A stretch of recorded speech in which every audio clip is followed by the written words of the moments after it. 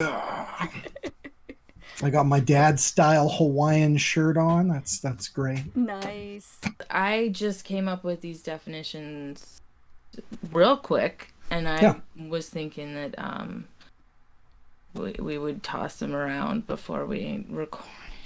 But Off the that's cuff, fine. man. We're Father's Day is Sunday. Let's get this motherfucker done. Cool.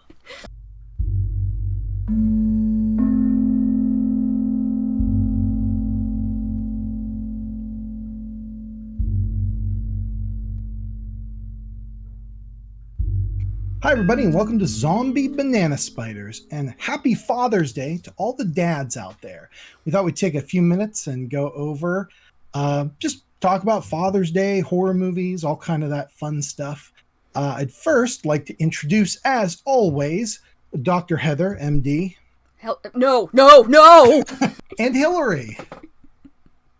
Hey. Amazing. Terrific. So guys, we're talking about Father's Day today. Do you guys have dads? One. Sure. Yeah, I got one. This is the worst intro I think that's ever been done on this show. No, I love it. Keep rolling. Keep rolling. Oh my God.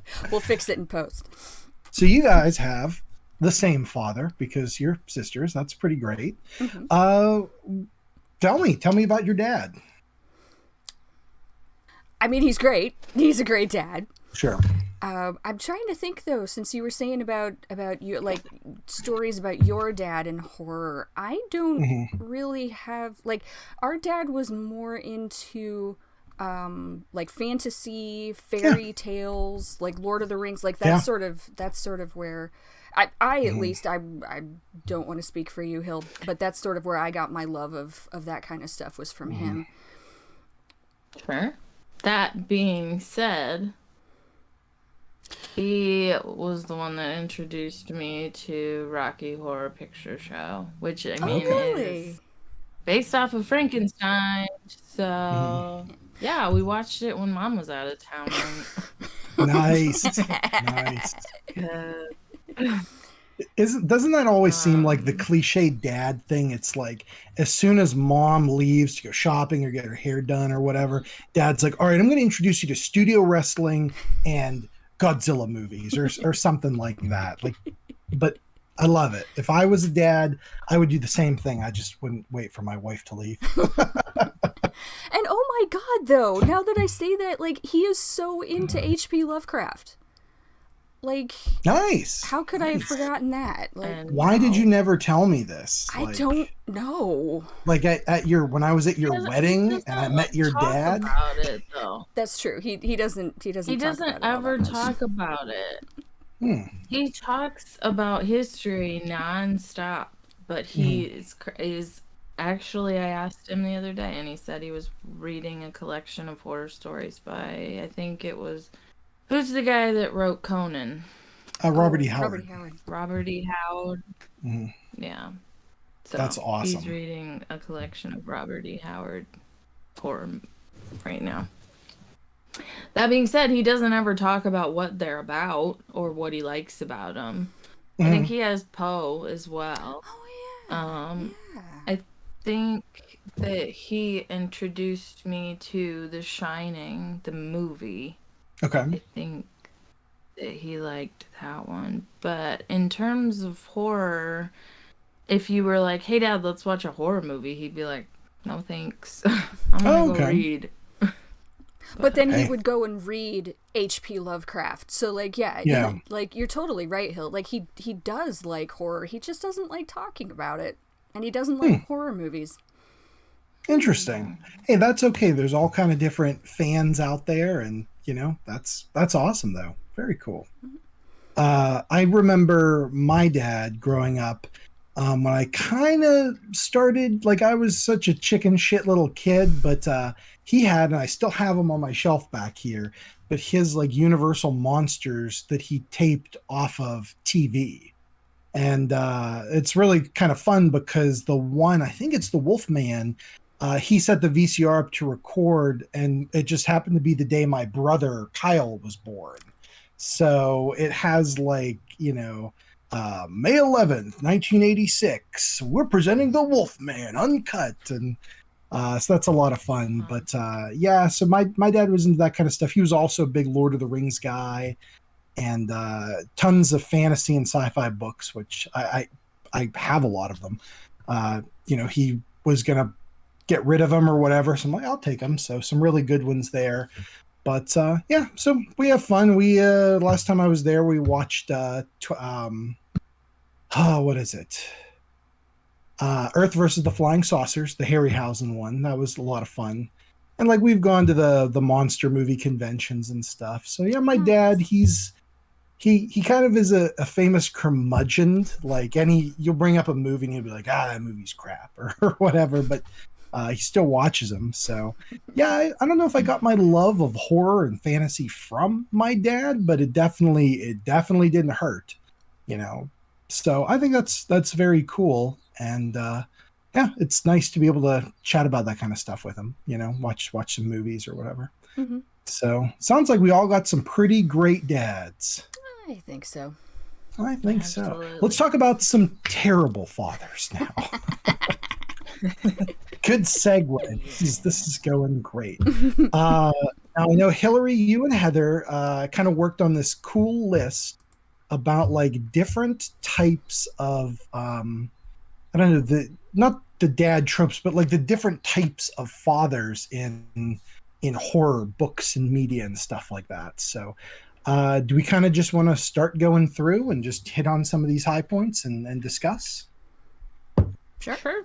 Okay, so the first type of father that I feel like is like the obvious one would be just an evil character who is usually either alone in plotting the destruction of the family unit or plotting some kind of destruction, or with the family unit plotting some kind of destruction to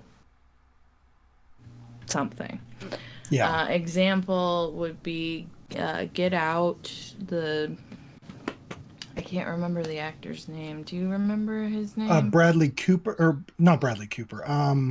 God damn, he was on The West Wing. He's in a lot. Edit in the post. We'll get it. Yeah. But he's great. He's great. Yeah, he's great, but he's also just like so creepy and evil. Mm-hmm. Bradley Whitford, you were close. Bradley Whitford, that's right. And then another example would be the Firefly trilogy, which is House of a Thousand Corpses. I'm not exactly sure. Devil's Rejects and the Devil's 3 or something. I can't remember what the last one is called because I didn't see it. I didn't hear great things. But Sid, what's his face, was Sid Haig. Sid Haig died halfway through filming. So that Captain Spaulding. So he was the father figure. Sort of. Yeah. Especially in The Devil's Rejects. Like in the first movie, it's kind of, but in Devil's Rejects, he kind of solidifies the patriarch kind of role. Yeah. So, those were some. Cloverhitch Killer and The Unwilling. I just watched that one. It has Bishop from Alien in it, if anybody knows that actor's name. Lance Henriksen. Yeah, it has him in it, and he plays just a real not very nice father. So, the acting was great. So I think it's on Netflix or Prime. So check that one out. Will do. And anybody have anything to add to the evil father? Yeah, I went through and I went books. I went the books route because I knew you guys could cover movies and TV shows. So I had Dolores Claiborne, the father in that. Like, wow. And then Rose Madder was another one. It's another Stephen King book. And like it's not really the antagonist in that book it's not really about him being a father. It's about him being a very, very abusive husband. But in sort of like the prologue, he causes his wife to have miscarriage.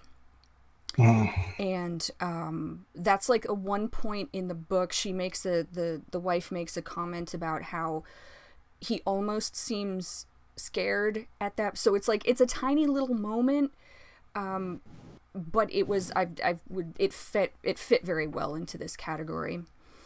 So those were the ones that I had thought of. Interesting. I wanted to bring up two real quick. He's a dad to be, but Pan's Labyrinth, the captain or whatever, he's so obsessed with having a child to bring on his legacy, and even though he's not officially a father, I think it still counts just because of the relationship he wants to have with this as of yet unborn child. So I found that a very interesting part of that film, you know, and with no spoilers, but a great comeuppance at the end, which I really enjoyed.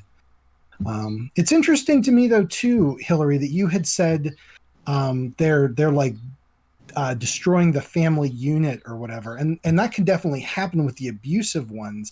But it's interesting that, like in Get Out and the Firefly Clan, the House of a Thousand Corpses, like they're technically good dads for that family. It's kind of interesting, you know. What can I say? I'm a sucker for a good dad. There you go, man. And I would say that perhaps the guy from Pan's Labyrinth might fit into the second option as well, because Ophelia is his stepchild, because he married mom, right? Yep, you're right. So yes, so the second or dad in horror movies that is on the list is evil stepfather / boyfriend. So this where like the evil father is already within the family unit, the evil stepfather or boyfriend is trying to infiltrate from the outside. And in that, my examples were Fright Night. I don't think that they actually got married, did they? But she was dating the vampire. Did they ever? I don't know if they were dating. Are you thinking of the Lost Boys? Oh, okay. That was Fright Night. Maybe they did in Fright Night, but definitely in the Lost Boys, she was dating the, spoiler alert, the guy who turns out to be the head vampire at the end. No, I thought, well, especially in the remake, wasn't she dating? Maybe I'm thinking of something. Colin Farrell, yeah. Even if they weren't dating, I think your point still stands, and maybe we're splitting hairs, but like he was kind of a presence in the life of the teenager, you know. So yeah, it stands. It's good. It's all good. It's all good. I think it fits. The stepfather, and then in Amityville, the dad was actually the stepdad. He married into, I'm pretty sure those weren't his kids. Yeah, at least some of them weren't his kids, because I remember in the documentary My Amityville Horror, that one of the sons made that went through Amityville, the event. He said that it was his stepdad. So, interesting. Yeah. Okay. Yeah. You mentioned the Stepfather film series on that too. That's like the ultimate evil stepfather example. Like they named the damn movies after it. Absolutely. Yep. Did anybody have anything to add to stepfather / boyfriend? My mom's dating a vampire werewolf. Aren't there books about that. I am sure there are. Must exist. That if there is not a young adult movie called My Mom's Dating a Vampire Werewolf, like, I will eat my shoe, because that, like, that has to be a thing. And if it's not, dibs, we're writing it. So, we're writing that one. Yeah. Young adult. Oh yeah. Yeah. I couldn't think of any specific to the evil stepfather / boyfriend category specifically, but I did have one, like, and perhaps like a subcategory as the father figure category. Sure. That the guy from Fright Night might, like, that made me think of it, but like, sure, he's not related to the child characters, but he's pivotal to the story for good or for evil. And so some examples I had of that, more for good actually, was From a Buick 8 and Bag of Bones. Yes, they're Stephen King books. But shocker. In both those books, you have this sort of father figure that helps the From a Buick 8 is weird. Like, it's not really the main character, but, like, helps the child character. And then Revival is another one where the main character has a dad, but it's this other character who's like the father figure who keeps coming back into his life. And then in Swan Song, which is not a Stephen King book, that I think I recommended at some point, but it's another post-apocalyptic book.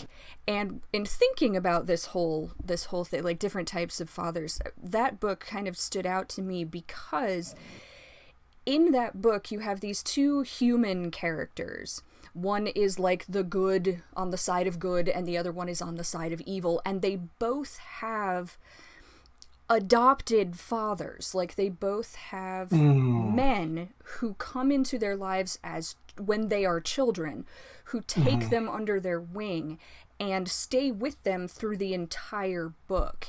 And in so like mentors, like mentors and protectors, like everything you could imagine from a father figure, from a father. And in fact, the at the end of the book, I mean, spoil, it's not really spoilers, but at the end of the book, the man who was the father figure to the good character, calls, like, this is my daughter, this is my daughter, and it's kind of a big deal because she's white and he's black. So it's that type of relationship. And then you have the relationship with the evil side. It's almost the same kind of thing. You have this father figure who takes this child under his wing. He protects him. They travel together. They're together through the entire book, but he's so twisted and evil that he, like, twists the kid. So it's that book in particular with sort of the idea of the father figure. Really interesting. Great. You got anything, Colin, or are we moving on? I mean, I guess it might fit here, it might fit somewhere else, but let's talk about comic books for a minute. Jack Kirby's The Fourth World, where you have the incredibly evil planet of Apocalypse ruled by Darkseid, and they're in this eternal war with their buddies who they rotate around or whatever, of New Genesis ruled by Highfather, and they've been at war for like untold billions of years, and they finally come to a truce when they exchange their sons, so that Darkseid's son will go to New Genesis and Highfather's son will go to Apocalypse. And so you have Orion, Darkseid's son, who's filled with this rage and this, like, strength that he just can't excise, raised by the extremely good and wise Highfather. And he has to come to terms with the fact that he's this, like, just this massive killer or whatever. And then you have Scott Free, who Darkseid immediately dumped into Granny Goodness's orphanage of death. And he learned to be like this escape artist. And Mr. Miracle is his superhero persona who escapes. apocalypse, and has to come to terms with the fact that his own biological father abandoned him for the good of untold countless billions of lives, but into this like hellish world. And so it's kind of an interesting dynamic with that. So there we go. Comic books, maybe the first time on this show, maybe. Here we go. We do not limit ourselves. Right. Absolutely not. So the next father that I thought of was the savior father. Mm-hmm. And then this father fits the ideals of how you would hope a father would act in extreme situations: protective, supportive, caring, brave, etc. Okay. The fathers that fit into this category for me, I thought was A Quiet Place, potentially the first Insidious movie. I don't know if I would say Poltergeist, to be honest with you, because the dad, I mean, he did his best, but he was kind of bumbling around all over the place. Yeah. So. Yeah. I would definitely agree. I would especially agree with A Quiet Place. Like that, the whole movie is about the dad just trying to like save the family, and like saving the world is kind of the second, that's not his main focus, as it were. So, have you seen A Quiet Place 2 yet, Hilary? I have not. I haven't either. That was the next movie we were supposed to get when we closed down. Was A Quiet Place. Yeah. 2. Yep. All right. How did you want to mention these savior fathers in literature? Yes. Once again, Stephen King books. Sorry. But Duma Key, I thought you have the. I had a little question mark next to him because I think he could also fit in another category. I think this father kind of spans the categories because he does. When you wrote, how you would hope a father would act in extreme situations, like he was exceedingly protective. He tried to do everything to protect his family, but he failed. So there's that aspect to it. And then I also included Cell, the maligned, now cell phones are evil, Stephen King. The best Stephen King novel. The best Stephen King. Hands down, fans agree, everyone's united, the best. 10 out of 10, would recommend. Yeah. But in that, like, that's basically the story of a father trying to find his son. Yeah. And so he spends everything he does in that book is trying to find his son. So I would say, and again, it's kind of debatable whether or not he succeeds. You don't know. But I would include the dad in Cell under this category. Okay. Along that same vein, then, can I bring up, was it Cormac McCarthy's The Road? Have you guys read this or seen the film? Where I haven't, but I've heard of it. Yeah, it's the post-apocalypse and the world is a garbage pit, and the dad has to take his son. They realize that the winter is going to kill them. They're in kind of a northerly environment, and they have to travel the road south for the winter, essentially, to get to a better climate, while everybody's starving, and the few people that are left have resorted to cannibalism and all this stuff. And it's ultra bleak. But the dad basically does everything to save his son. He's very much a savior dad, I would think. Yep, I definitely. Well, yeah, I've avoided that one because it sounds sad as hell. Yes. Here, let me just, are you feeling low? Let me help you get even lower. The dad carries a gun with only 2 bullets because if they ever get kidnapped or captured, he's going to cap himself, his son first, then himself. So, like, that's the kind of uplifting, good times vibe that this film produces. My God. I read the synopsis and was depressed for days, so... Yeah. Yeah. It's a good time was had by none. So. Okay, on that note, Yeah. the tragic father. This Oh, father strives to do what is best for his family, but ultimately fails. In The Shining, Jack was trying to get them back together by getting this new job. In The Mist, the book or movie? The book The or movie. difference. Yeah. The movie, Yeah. The movie. I haven't seen the TV show either, so it's Oh, just yeah, I forgot they made that. About. Yeah. Good movie. I really like the Mist movie, even though that ending was, it's so bleak. It almost goes into comedy territory because it's just too much. But the book, I really love the ending in the book, that kind of open ended. And in that one, I would say he is kind of the savior rather than the tragic. True. Yeah. Yeah.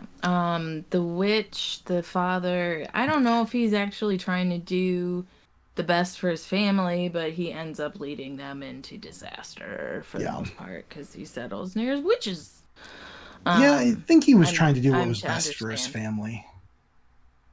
You know. In Amityville, you could argue potentially because the dad claimed to be possessed. And then It Comes at Night. Have you guys seen that one? Yep. Yeah, or I haven't seen it, but I think I've heard about it. Yeah, that's another one where it's kind of desperate situations and the dad is just trying to protect the family. Just trying to do the best they can, but the circumstances just keep beating them down, you know? Yep.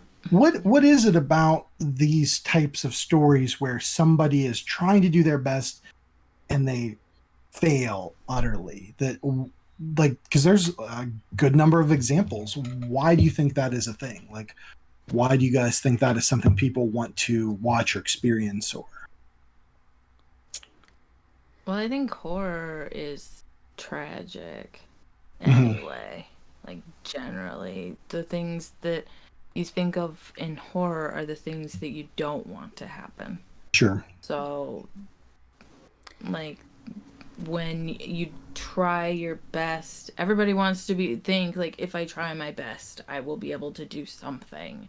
Yeah. But when you try your best and you can't do, it doesn't matter, then that's just, like, I don't think it's necessarily something people want to see. It's something that they want to be surprised by the media that they're consuming. So it can't always be a happy ending. Otherwise, people will just be like, oh, well, this isn't real life, or there needs to be variety or whatever. Sure. And Makes sense. I think one thing that I think it's part of the human condition, right, is growing up and realizing that your parents don't know everything. Like, you spend so much time as a child knowing. I mean, unfortunately, this isn't the case for every single child. I know that kids grow up in terrible situations and they have to grow up and be adults way too soon. But sort of in the general human experience, you have a point in your life as a child where you trust that your parents know what they are doing and that they always know the right thing to do and everything will always work out. Yeah. And there always comes a moment sooner or later when you see something go wrong for your parents. It could be a tiny little thing. It doesn't have to be a huge end of the world scenario, but sort of in that moment, you see your parents fail at something and you realize that they're just human too, that they don't have everything figured out.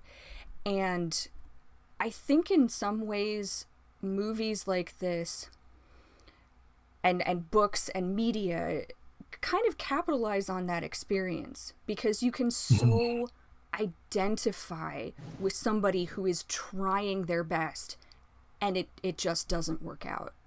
Like, you can put yourself in that person's shoes, like you could see it happening so easily, and it's the human condition, and I think that's why there's so many. True. Good talk. You want to talk about the good talk. The literature that you included in this category? Yes. So again, the dad from Duma Key,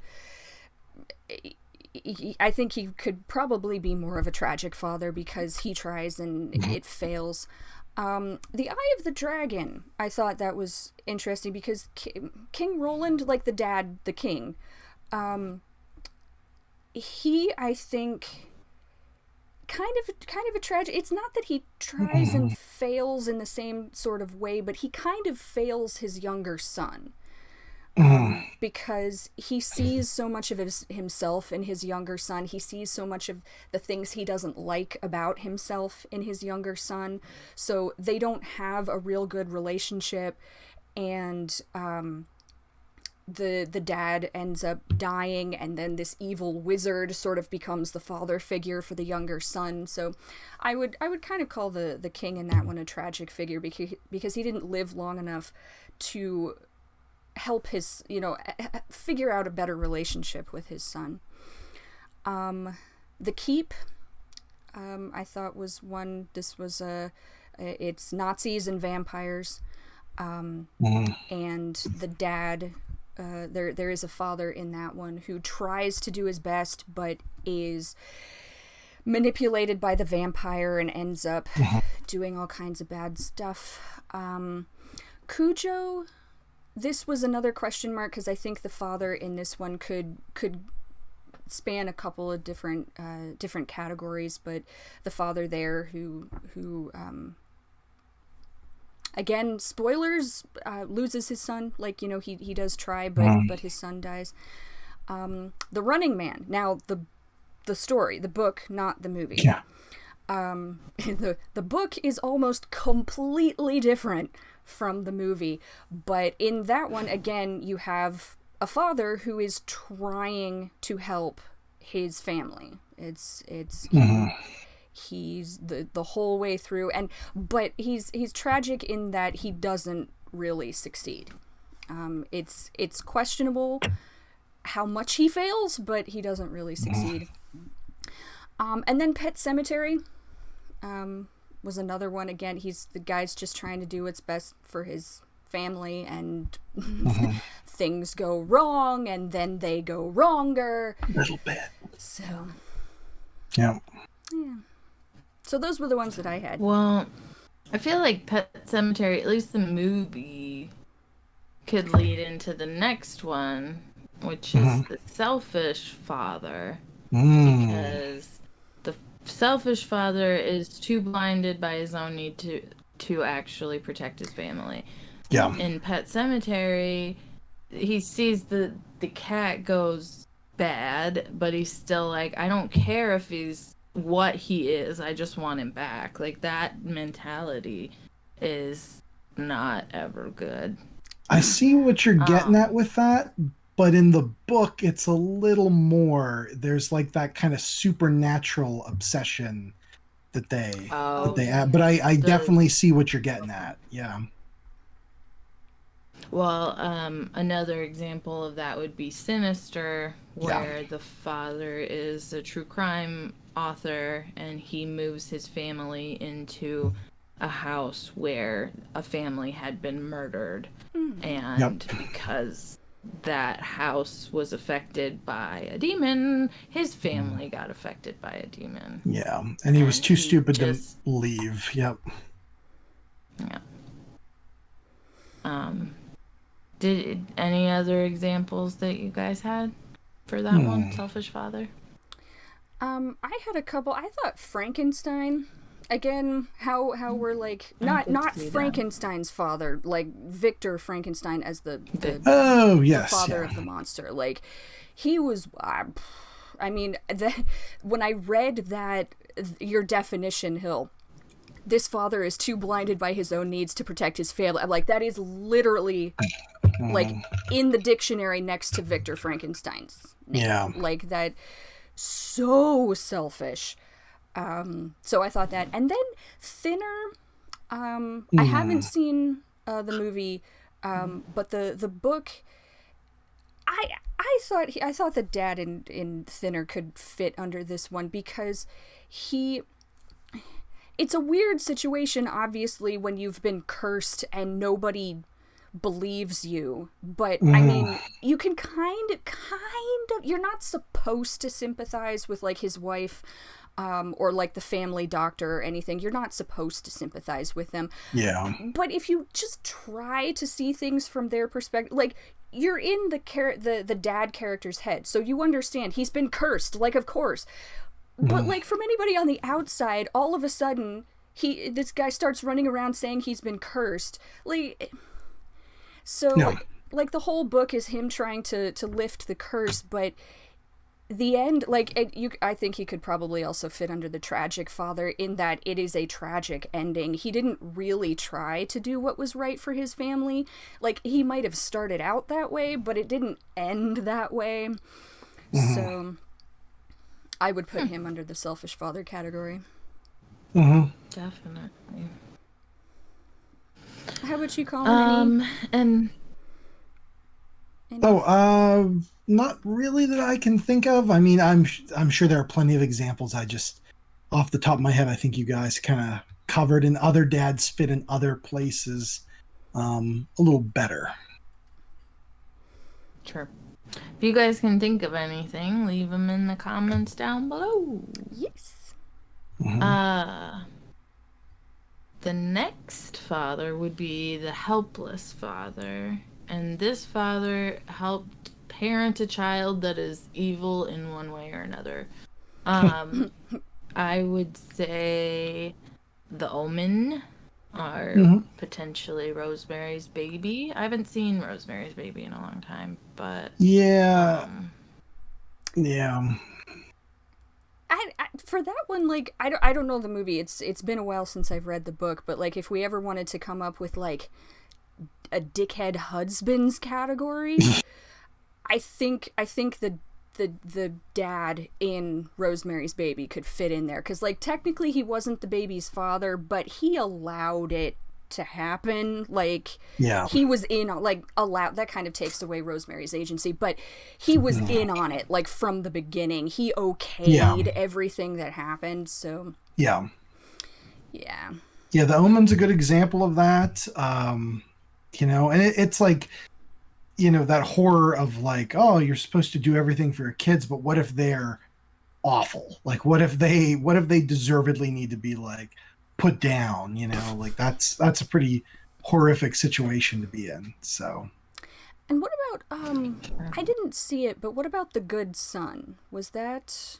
That's kind of more, I think, of the mom. I think the dad in that one is kind of like that 80s, like, I'm always on the phone and going to work kind of dad. So it's more of the mom story. Gotcha. You know. Gotcha. Maybe we need to talk about Kevin, or was it just called Kevin? No, we need to talk about Kevin, and that's again a mom story. Yeah, but there was a dad in there who was just kind of helpless, and then he ended up. You're right. That's a good example for this category.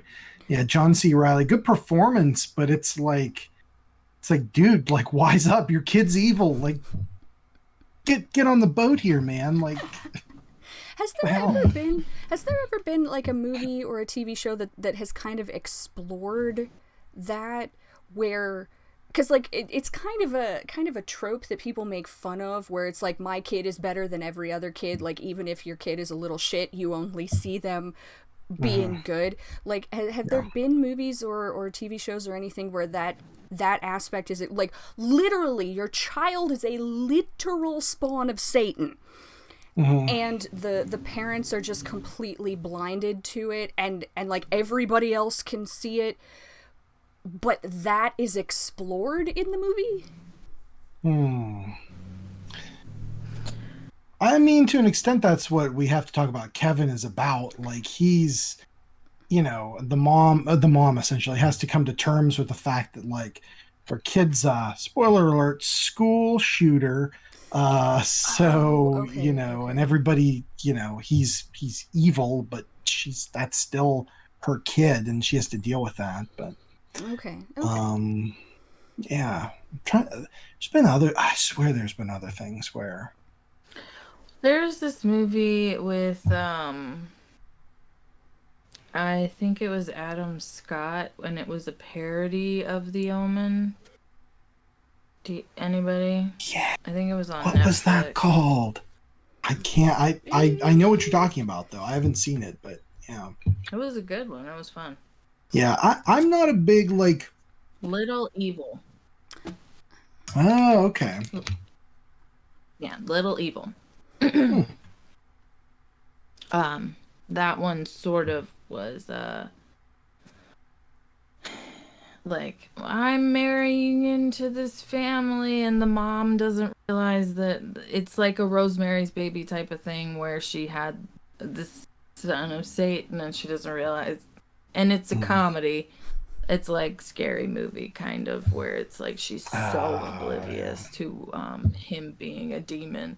And then it's the boyfriend trying to like make friends with this demon child because he wants to marry his mom, and it's an entertaining movie, but I just don't see how else you would address it without it being a comedy if it was like the literal spawn of Satan. Yeah. Isn't Good Omens kind of like that to a small extent? With the Antichrist being raised by just some regular nice folks kind of a deal? Yeah. And I didn't really have a category. Oh, did you want to mention Cujo in this? Oh yeah. The dad in Cujo, like I feel like he could fit, like I said, in multiple categories, but I kind of see him more as the helpless father. Not that he like parented an evil child. It was just more like literal helplessness, that he could do nothing. And like I think at the end of the book he even has a conversation about it, you know, with his wife, where like she at least could have, like, she could fight the dog, and she ended up fighting the dog. It was too late, but she could do, like, he didn't know where they had gone. He was stuck at home. The police were looking for them. He was literally helpless. And he talks about, you know, having to live with that.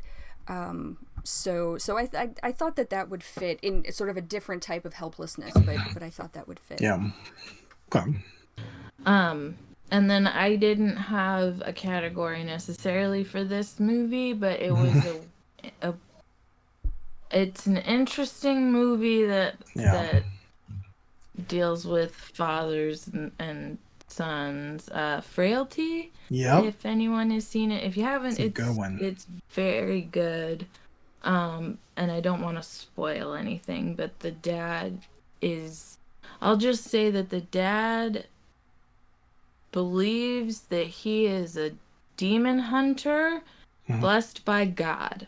And he makes him and his sons murder people that the dad says are demons, but they just look like normal people. Interesting. And so you don't really know what's going on through the whole movie, and whether or not he's legitimately a demon hunter, it has an effect on his kids. Yeah. So yeah. Good flick. And yeah, that's such an interesting story about dads and fatherhood and the kids' relationship, but like, where the hell does that fit? You're absolutely right, Hilary. But great flick. Great movie. Yeah, is there anything else we wanted to add to the list, or are we wrapping it up? I had something, just as we were talking about this, like sort of we were going through and finding examples for this, because I thought it was really cool. When we first started, you know, we wanted to do, obviously, a Mother's Day and a Father's Day episode, but I was kind of afraid, like, the trope of the evil mother, it's like it's done in so many ways, it's so familiar. I was honestly racking my brains to come up with, like, what do we talk about? What examples can I contribute for fathers? And then Hilary sent this whole list, and it really got me thinking. And so as I was going through, okay, what fathers from fiction do I know? Can I fit into these different categories? I was thinking about, I started realizing that we talk a lot about in Disney, like the missing and presumed dead mothers. But as I was going through just my own, books at home, I was like, I found a lot of books with missing and presumed dead fathers too. And that really struck me. I was not expecting to find something like that. So I just have a really short list. Phantom, which is a book that I've recommended previously, but it's a sort of retelling of Phantom of the Opera. The dad is dead. Talisman, the dad is dead. The Long Walk, the dad is...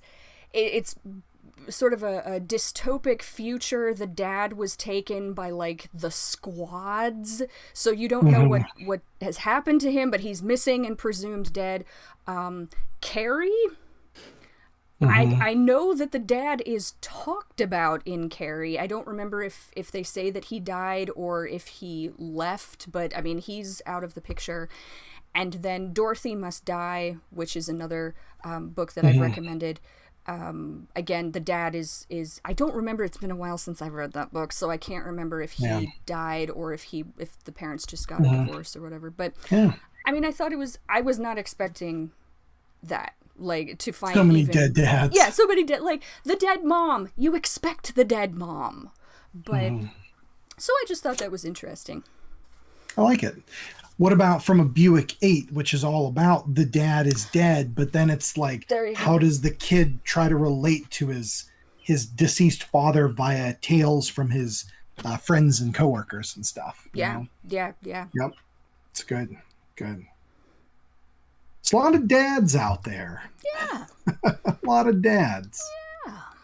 Heather, do you have a little bit of history of Father's Day for us? You know I do. I know you do. And this is this is really interesting, especially in, what we talked about with Mother's Day in our other episode. And if you haven't seen that yet, you should all go listen to that as soon as you're done here. But sort of contextualizing the history of Father's Day with the history of Mother's Day. Really interesting. So the first Father's Day celebration was June 19th, 1910. Kind of interesting in this particular year where Juneteenth has just been made a federal holiday. Thumbs up. So June 19th in 1910 was the first Father's Day celebration in Washington State. But it didn't become a national holiday until 1972.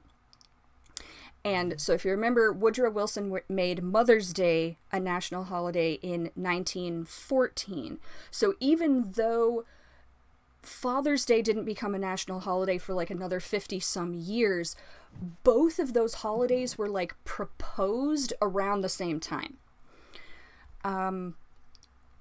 Before 1914, there were some one-off celebrations that were specific to honor men and fathers, and some sources say that the first celebration of Father's Day was in Fairmont, West Virginia, that honored 361 men who died in a mine explosion, but that was very specific to that event.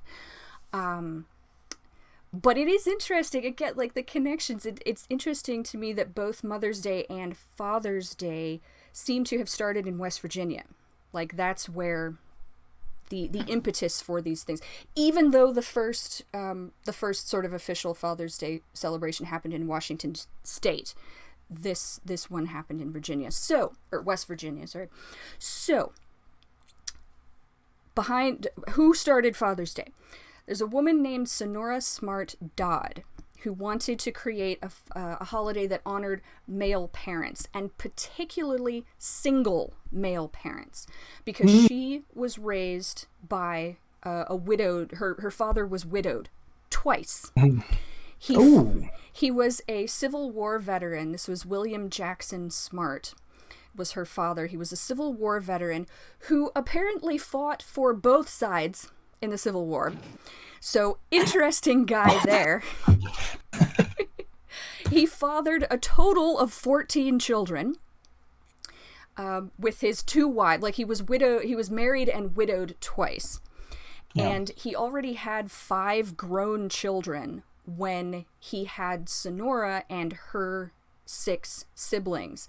So with that, like, he had 6 children with his second wife, and then she died. He raised their children and her 3 children from another marriage.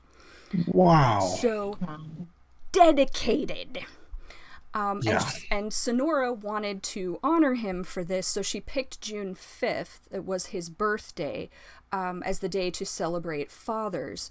And her local community really liked the idea. Like, her church was behind the idea, sort of local institutions were behind the idea.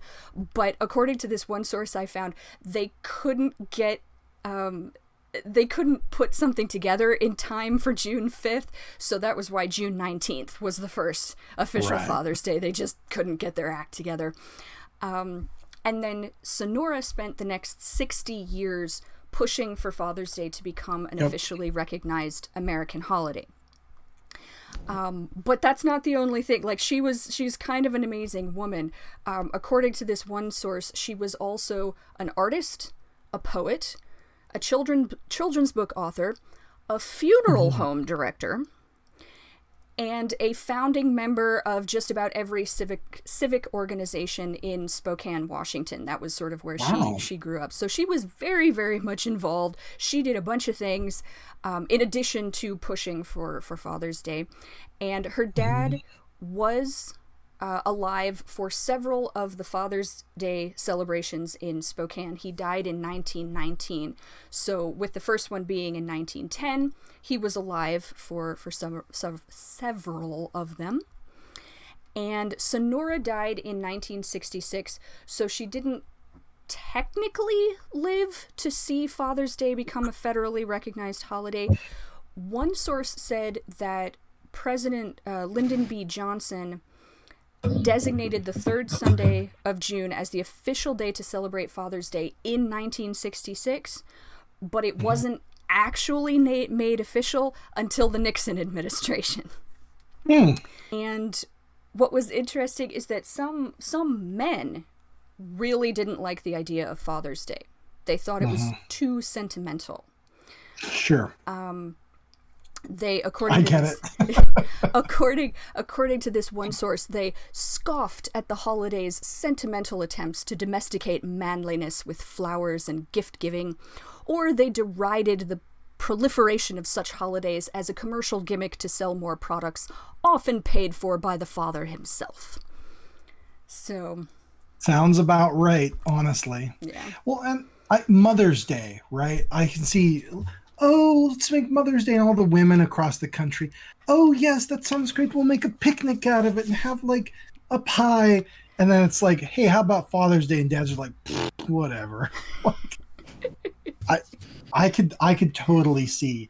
When you said it wasn't official until 1972, right? I'm like, yeah, I get it. I understand. But the thing that I thought was so cool, though, was that she did it, like, yes, she wanted to as a way of honoring male parents, but it was specifically for a single father, you know, that she wanted it to be for. And it's funny that, you know, again, knowing everything that happened with Mother's Day, in the 1920s and 1930s, people started saying we should get rid of both of them. We shouldn't have Mother's Day. We shouldn't have Father's Day. We should have Parents' Day. You know, just combine them because, you know, the parents should work together. And I'm like, yeah, just spit in the face of every single parent out there, guys. Way to go. But the advertisers didn't like that idea. And apparently it was the Great Depression that saved Father's Day.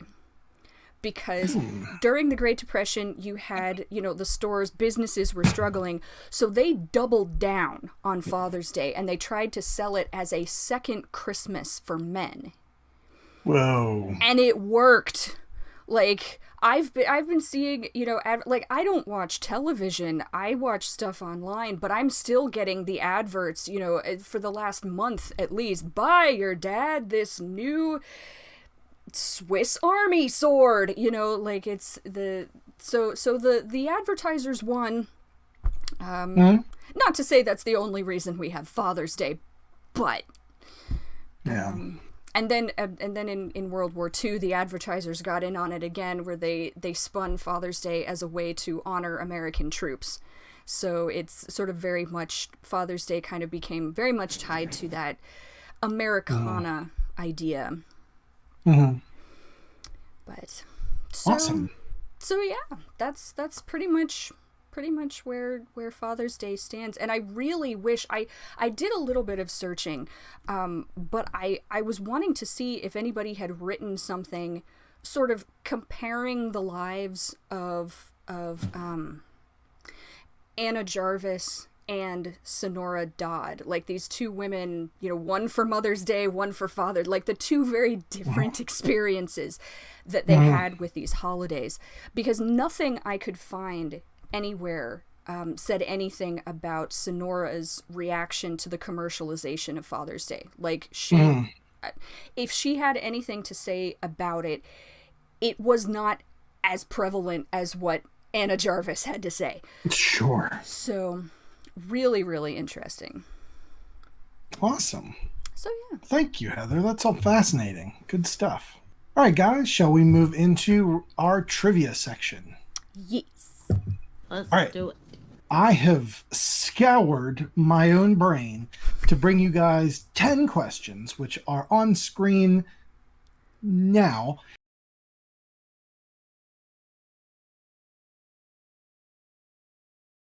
And I want you guys to name the film or book or whatever that I'm describing here. Each one is about like a dad, or there's a family or something like that. So you guys pause the video, read the questions, see how many you got. Let us know in the doobly-doo down below. And let's get to it. All right. Question 1. New dad Henry has a sweet haircut, a mutant baby, and a woman living in his radiator. Dead Alive. No, this is, of course, David Lynch's first film, Eraserhead. Screaming mutant baby. It is weird as hell. I love it. It's like, when I say it's weird, you're probably getting a mental picture. It's weirder than that. Like, just, it's very strange, but I love it. Question 2. Dad and surgeon Dr. Génessier wants to fix his daughter's disfigured face by stealing and removing a pretty face from another woman. I can picture the front of this DVD case, but I cannot remember the name. Also a Billie Eilish Mask. song. Face. No. You're close. White Wedding. No. Wrong Billie Eilish song. Eyes Without a Face. Oh. From 1960. Got a great couple of scenes of faces being removed, so pretty fun. Good stuff. Question 3. Family find and adopt a lovable Bigfoot. Has a scene where the dad tries to shoo the Bigfoot away that breaks my heart every time I watch it. Harry and the Hendersons. Harry and the Hendersons. No, you guys got that seems so terrible. And he's like, "We don't want you. Get out of here!" And they throws the rocks at Harry. It's so sad. It's so sad. But you know, luckily, it all works out in the end. Great film. Question 4. Dad's name is Daddy, is married to his sister, and stalks kidnapped children around the mansion with a shotgun while wearing a gimp suit. Texas Chainsaw Massacre? No, there are no gimp suits in Texas Chainsaw Massacre. Wasn't sure. What was that, Hilary? Matriarch? Nope. This is The People Under the Stairs. Oh, yeah. Really good. Highly recommended that. Highly recommend it. Wes Craven flick. Number 5. Dad tries to kill his family with an axe after being possessed by the ghosts in his newly purchased house. The Amityville Horror? Amityville Horror. You guys both got it. All right. Number 6. Dad just wants his cake in the first segment of this amazing anthology film. Don't know that one. No. Oh, man. This is the first segment of Creep Show, entitled Father's Day, where the abusive dad is finally dead, but he comes back as this awesome zombie going, I want my cake. It's great. My God, I thought that was the easiest one on here. But that's okay. That's okay. Moving along here. 7. Dads receive visions from God to kill a bunch of people with an axe. Is he crazy or... Frailty? Frailty. Excellent. Excellent. Good job. Number 8. Family buys a great new house. Too bad the truck traffic is so bad. Dad takes an unorthodox approach to burial plots. Trucks. I said poltergeist, but I don't know. I thought you guys would have got this. Maybe it was too obtuse. Pet Cemetery, of course. Oh my God! Yeah, what the hell? That's all. I can't. I have to turn in my. I'm sorry, guys. I can't You're do done. this anymore. I am a failure. I am so ashamed of myself. Heather's gone forever. It's just Hilary and I. Okay, I win.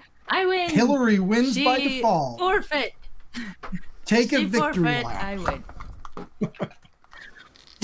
Utterly ashamed of myself. Hey, I am so Utterly. stunned you guys didn't get that Utterly one. ashamed. hey, Man. Hey, you forfeit. So I win. That's the rules, Heather. I know. That's I'm the still. rules. Yep. Yeah. I can't argue. Take your Stephen King fan card and shred it. You're God, done. I'm done. I am a failure. Forever. Forever. Question 9. Next one. Yeah, I can't do 9. Your kid's the Antichrist. Dad tries to ignore all the signs, portents, and warnings. The Omen? Omen? The Omen, yes. Very good, very good. What gave it away? The signs, portents, and warning? I felt particularly clever when I wrote that. And number 10. Dad holds up in a grocery store with his son during the end of the world and fights weird mutants and the horrors of religion. Mist. The Mist. The Mist. Excellent. Excellent. Good one about fatherhood. Great ending to the film. Just very uplifting. Very positive. And that was trivia. How many did you guys get right? Let us know in the doobly doop comments below. And that's good. So, who has a recommendation for this week? I have a recommendation for this week. For Father's Day, I was thinking that I will probably be listening to my father's music because I do that when I'm sad and it makes me happy. And Meatloaf is one of the musicians that Dad listens to. So I will be listening to Meatloaf and the Moody Blues. And maybe who else? The Beatles. Maybe some Jethro Tull. Jethro Tull. Jethro Tull, nice. I am definitely feeling that based on the things you just said, that fantasy vibe I'm getting. Moody Blues, Jethro Tull, right on. And Bat Out of Hell, that is one of the all-time best album covers. Like, I will always put that on a top 10 list because that is amazing. Mm-hmm. Absolutely. Good choices. So, how about you listen to some of your own dad's music this Father's Day and see if you can find anything you like. And let us know about it in the comments below. Love it. Love it. Well, guys, this was a great celebration of dads. Any closing thoughts? Hooray for dads. Yay! Hooray Love you, for Dad. dads. Love you, Dad. This was a lot of fun, and hope you all out there have a great Father's Day, whether you're a father yourself and being celebrated or celebrating your own dad, or maybe you're the middle of that, like, trifecta. Great. Do both. But either way, thanks to all the dads out there. We wouldn't be half the people we are without your guys in our lives. So that's it. For Zombie Banana Spiders, I'm Colin.